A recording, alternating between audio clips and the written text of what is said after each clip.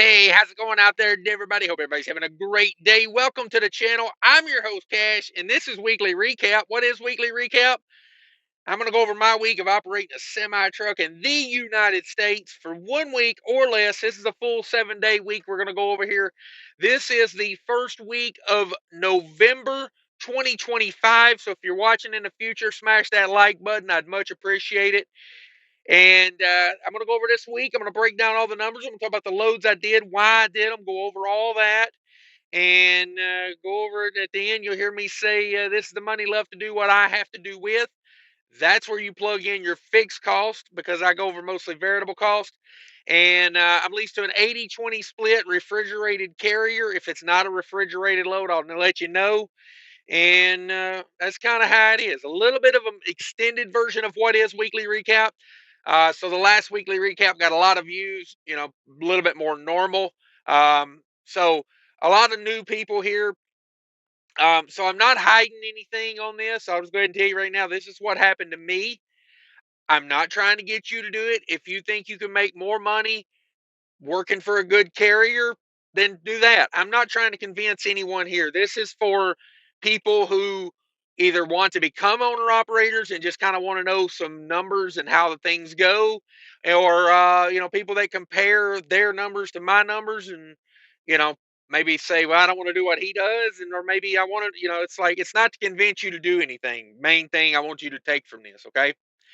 Another thing is, if you made more money in 1987 than I make now, congratulations. But that, I don't see how that's relevant to me. I mean, if you want to put it in a comment, by all means. Anything you want to put in a comment for my videos, you go ahead and drop that comment. I ain't going to complain about it. My point is, I get a lot of people that say, well, I made more money in 1982 than you do now. And I'm like,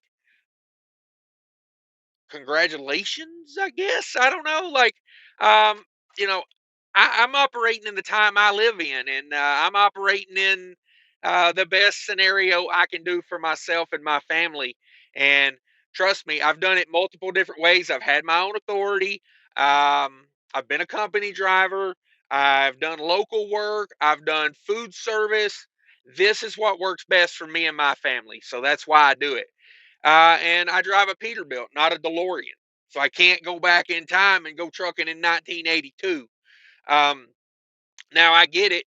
I get, some people are just saying, it's crazy how we made more back then than we do now. And I get that. Like, I'm not mad at the comments in any way. Like I say, God bless comments. But I just, week in, week out saying, we made more money in 80. Like I say, congratulations. But I got to do what I got to do in the time I have to do it in. So that's all.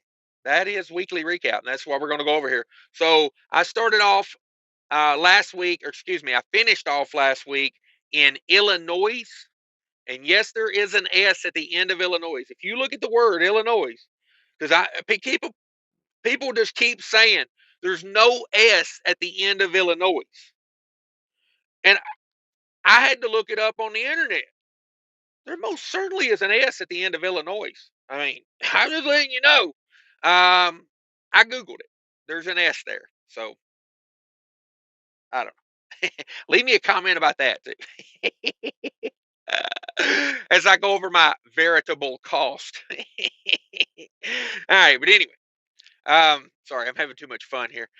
Illinois, started off in Illinois this week, and I took a little short load, Illinois to Minnesota. It's kind of my thing. I like to go Minnesota out and back. And last week, I kind of had a weird week. I ended up in Illinois at the end. So that's where we're starting the week. I did an Illinois to Minnesota overnight run, 26 empty miles, 415 loaded miles, 441 all miles. And that was a nice little load, 5,000-pound load, negative 10 degrees. So that worked out well. And that was $1,100 I got on that. So nice little load to get me back to where my money's at. So I was pretty happy about that. And then on my way to get that load, they called me and said, hey, we got a really nice multi-stop load available. If you want to go pick that up after you get unloaded in the morning, you'll have time to go get unloaded, get reloaded, and then you can, like, take your break after you get reloaded. And I was like, okay, I can handle that situation, because I wasn't planning on going home after this Illinois load. Beginning of the month, I was just going to churn it and burn it. So that's what I did. Went up to Minnesota, picked up a 2-pick, 3-drop load, two drops Oklahoma, final in North Texas. Pretty damn good load. 81 empty miles, 1,048 on the loaded miles, and that was a total of 1,125 for that load. 36,000 pounds, negative 10 degrees, and that load paid $3,800. Not bad. More of a babysitter than a hard runner, and I like those runs. Here lately, to keep the revenue up, because honestly, the multi stops have not been paying as good as I think they should. As far as overall time goes, because, like, they pay good per mile, they pay good over, I guess, like, as a big number. But then if you look at how many days they're stretched out over, they're kind of like, and when I'm on the road, I'm out there to make money. So, the 600-mile a day type loads have just been paying better for me here lately. But I would like to get back into the multi-stop. I am the king of multi-stop reefer freight, just in case anybody was ever wondering about that. Don't let anyone else on the internet tell you they're not. It's me. I don't know. I am full of piss and vinegar today, so watch out is all I can tell you. I'm on my, like, third cup of coffee over here. I got dry mouth. I'm all caffeinated up. I think I even took I took a caffeine pill too. Whoo! Yeah, I'm gonna jump out and run alongside the truck when I put her back on the road, I think. Uh, but the multi stops have just not been it for me, like, the last year. But I'd like to get back into it. I love babysitting freight for $1,000 a day, a couple 100 miles, $1,000 a day. Real nice proposition there, if you ask me. So I did that load. That got me down to Tejas, down to Texas. And then I grabbed a Arkansas back to Minnesota. So we come up out of North Texas. Um, 191 miles over into Arkansas for a load. Arkansas back to Minnesota, 796 loaded miles, 987 on the total miles on that. 33,000 pounds. Excuse me. Yeah, hang on. I wrote that down. 40,000 pounds, 33 degrees on that one. Okay. That's why I'm confused. I wrote down 33,000 and 40,000, not a temperature. What was the temperature? 33 degrees on that. Load of groceries coming back to Minnesota, and that paid $2,100. So nice little rate to come up out of Arkansas as well. So good revenue week there for me. You know, I could take this, because then I get to go home, especially coming back to Minnesota. But let's go over the gross revenue for the week was $7,000, averaging 1,000 a day. I like it. And so my 80% of that is $5,600. Breaking down the all miles, 2,553 all miles, 2,259 loaded miles, 289 empty miles for 11.6% deadhead. So not bad, kind of average. Try to keep that deadhead around 10% for the new people here, but I'll be honest with you, I give a damn if I made $7,000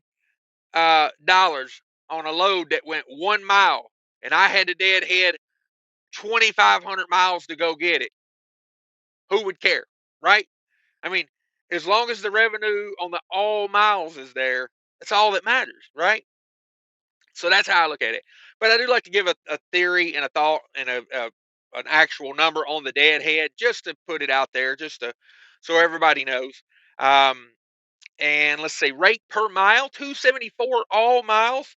So pretty good, decent. 219 is my 80% cut of that, and that is $3.10 per loaded mile. So over $3 a loaded mile again. That's nice. Let's go over some veritable cost. Veritable cost, 1138, $1,138 on diesel. I need diesel t-shirts available down there in my merch tent. $159 for the week on reefer fuel, $54 on def fluids, $48 on tolls, zero on parking, zero on scales as far as cat scales, weighing the truck, certified scales. I know some new guys, they'll ask me, what do you mean when you say scales? You know, like if you're thinking about getting in a truck, and I get it, it's kind of an odd concept, but what that is when you go get loaded to verify your weight. Sometimes you go to a truck stop and you get on a. Most of them have cat scales. Some of them just have certified scales. But you go there, you weigh the truck and the trailer and the freight and everything. Make sure you're not overweight because trucking's like wrestling. If you don't weigh in, you don't get to play. Just the way it is. Variable cost $13.99. Total variable cost $1,399. Total variable cost. Bring over that 5,600. My 80%. Subtract out the $13.99, and that leaves me $4,201. 4201 to do what I have to do with, and that's where you would plug in your fixed cost. And again, I'm not trying to hide anything on these. The things I have to take out of that are number one, truck payment. Number two, insurance. Number three, I got to pay myself to operate this business. As driver and CEO, I make a lot of money. I'm just saying, I don't skimp on paying myself, and anything I can pay out of that directly to not count as my income, I do that. You know what I mean? Like my business pays for my health insurance and stuff like that. It's just the way I do it. It's business expenses at that point. But those are the costs you would have to take out of that 4201. And I don't talk about those things because those are your things. Like fixed cost would be things that you have to go do and have to be more responsible for fixed cost wise. One thing I did write down on this week, I averaged about 7.5 miles per gallon for the week. I just thought I'd throw that out there, just whatever. I will say multi-stop running does use a little bit more fuel because you're building air pressure more. I try not to idle the truck any more than it has to, but when you do multi-stops during the day, you're going to a shipper receiver, you're losing air pressure. You got to build it back up. You got to. To me, you're just idling more. It uses a little bit more fuel on that, maybe a couple tenths a gallon for the week average, in my opinion. So I thought I'd throw that out there. People thinking about doing multi-stop loads, they're just not as efficient on fuel, in my opinion, because you're getting off the freeway more. Sometimes when you got more stops, they're not always like right on the freeway. You got to go through little towns and stuff.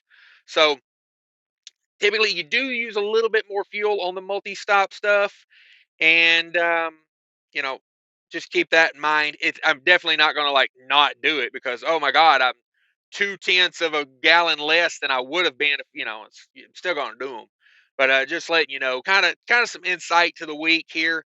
I'm glad to be back with the multi-stop. I'd like to get more of them, but we'll just see how it works out. Whatever keeps the revenue alive, right? $7,000 gross revenue for the week is pretty average for me right now. So I put out a video, a weekly recap last week, and in the thumbnail, I put like, are we back to normal? Well, I give you a little insight into YouTube, okay? If the thumbnail and the title are not catchy, no one will ever watch the video, okay? I don't want to clickbait, but it's got to be catchy. It's got to be something that grabs your eye. And everybody was like, oh my God, it's because of holiday freight that, you had a good week and we're not back to normal. Well, I would like to question that and say, what is normal? If you're like a lot of people I know, they think COVID rates were normal because that's when they got into trucking. That ain't normal. I hate to break your baby heart, but 2020 to 2022 was not normal. Okay. Um, do I think $7,000 a week's killing it? No.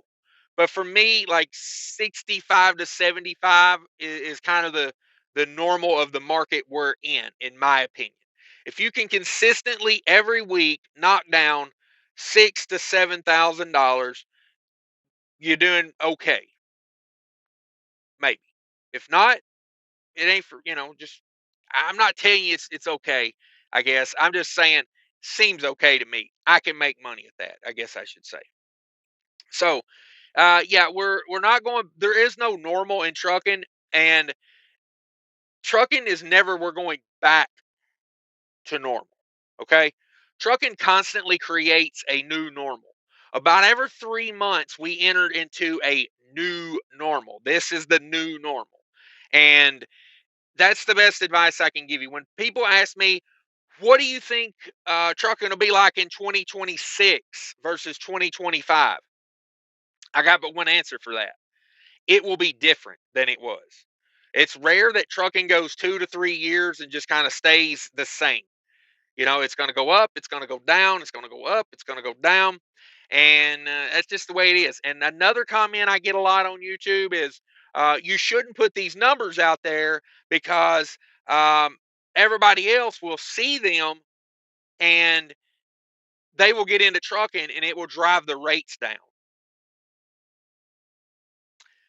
Let me grab a newspaper and smack you in the head with that real quick, like a dog that just pissed on the carpet. That is the dumbest thing I've ever heard. That you think a video that gets 2,000 views is going to change the trucking industry.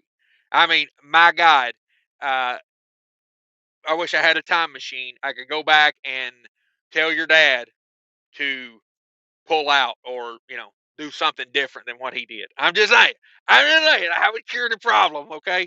Because here's the thing. Number one, I would rather put legitimate numbers out and people be able to like make a business plan off of this.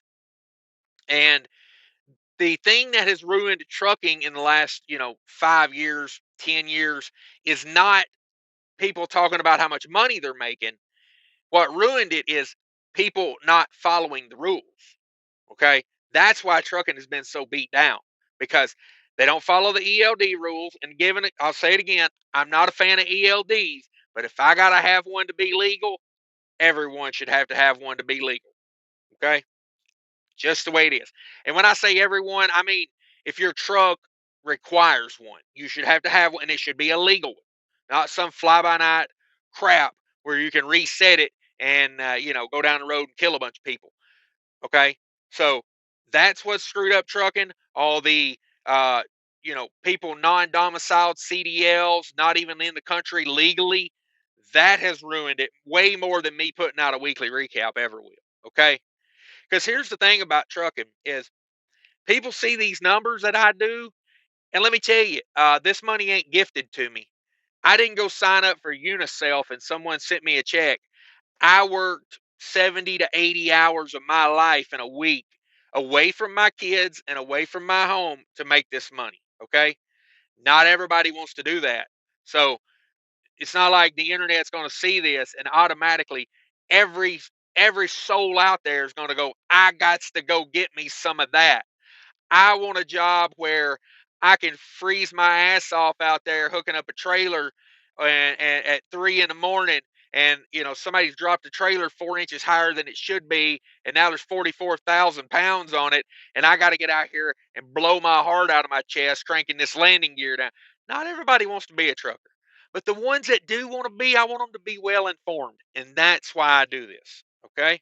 So if you got criticisms, by all means, put them in the comments. I could give two craps. I got rhino skin. It's real thick. I've been on the internet for 5 years talking about how much money I make. I mean, can you imagine the criticism you get just telling your neighbor how much money you make? Imagine putting it on the internet.